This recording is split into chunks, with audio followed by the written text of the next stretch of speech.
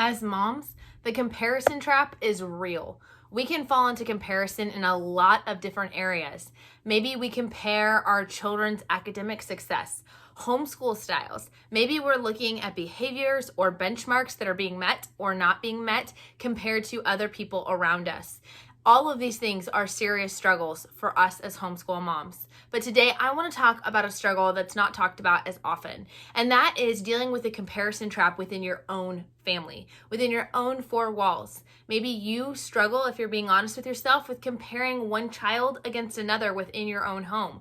Or maybe siblings are struggling with comparison to each other. Today we're going to talk about this very important topic. I'm going to share some of the lies that I have struggled with, and then also share with you guys the truth and some practical applications that you can use if this is a struggle in your home. Hi, my name is Katie and welcome to Life in the Mundane. I am second generation homeschool mom of 6 beautiful kiddos, and on this channel we talk all things resources. I love to share with you resources that are going to help you in your homeschooling and help encourage you in your biblical parenting, and how you can utilize those to their fullest potential so that you can make the most of the little moment. So in our home, this has definitely been something that has come up over the years. You see, we have 6 kids all together, and they are very close in age. They're all getting ready to have birthdays, so once they all have their birthday, they will be 12, 11, 10, 9 years old, and then we have a 4 and a 3-year-old. There's very little gaps between each child, which gives ample opportunity for the temptation to compare them to one another. Is this something I do intentionally? Absolutely not. Is this something I'm proud of? No, not at all. And honestly, in some ways, it's hard to even admit. But I wanted to tackle this topic because I do know these doubts and thoughts go through other moms' heads as well. Maybe you've fallen into this before. Maybe you've thought, why isn't he getting that? His sister got that at this age, or even earlier. Am I doing something wrong? Did I work with this child more than I worked with that child? Maybe you've thought, why can't you just be like them? Or maybe you even think, are they going to be stuck there forever?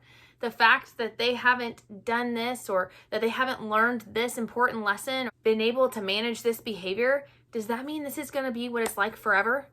All of these things are things as moms that we can struggle with and we can really wrestle with. And the problem is, if we don't tackle these lies head on with the truth, then we can end up making the problem worse. We have to be very aware of why we're comparing, because here's the truth. Whether it's an inward struggle that we are having, or maybe it's those outside voices coming in, we are taking others' expectations and we are putting those insecurities and those expectations on our child. And that is so far from healthy or good to do for our kids. Let me explain some of the truths that come with these lies. Parenting and homeschooling is not a formula. If you do the exact same thing with every single child, you will not get the exact same results, because your child is uniquely, fearfully, and wonderfully made by God. And they have unique talents and gifts and strengths and weaknesses. And that's okay. We need to help our children recognize that, and we need to stop thinking that it is us that is accomplishing these things. We as parents can be tempted to take pride in our child's successes, to take credit for those things, instead of giving glory to God for those things. And because we tend to take pride in those things and to think that our child's actions, academics, what they do, how they speak is a reflection of us instead of a reflection of Christ, we can tend to not only take pride in those moments when we shouldn't, we can also tend to put guilt on ourselves when we shouldn't. We can tend to say, they aren't doing this because I didn't do that.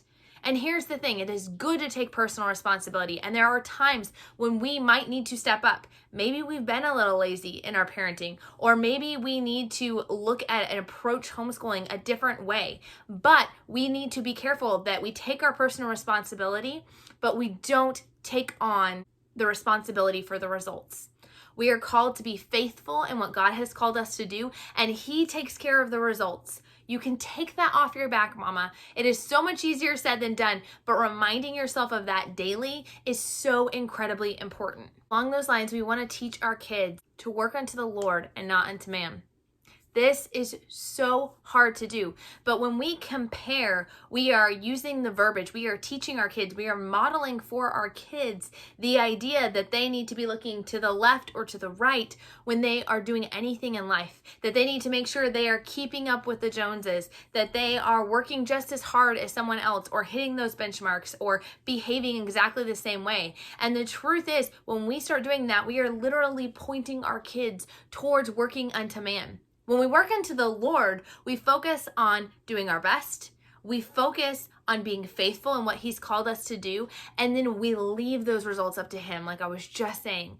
The final truth that I want to look at today is just the fact that our kids do learn and grow at their own rate and their own pace. They have individual strengths and weaknesses. We want to build on those strengths. We want to encourage them and help them to grow in those areas where they are weak. And I think it's just important to remember it's a marathon, not a sprint. We have to faithfully just keep plugging away day by day, little by little in those areas that they may struggle in. And slowly over time, they will make strides. So what are some practical ways that you can help yourself not compare your kids or help them not to compare themselves to each other? The first thing is to remind yourself what each of your children are good at. For some kids, this list is going to come quickly and easily, and for others, you're going to have to think a little bit harder, mama. I would encourage you to take a piece of paper and write down each child's strengths and a few of their weaknesses and pray over those, asking God to help you to see how you can build them up in those areas that they are strong in and how you can help encourage them and teach them and come alongside them in those areas where they are struggling. Because I don't care how advanced or behind or on track your child is, they do have areas where they're going to succeed and where they're going to be strong in, and they're going to have areas where they struggle in. Some kids just hide it better than others, and we need to be aware of both of those things if we want to come alongside our kids and to help them to stop comparing and have them start to do their best and to obey God and what He's called them to do.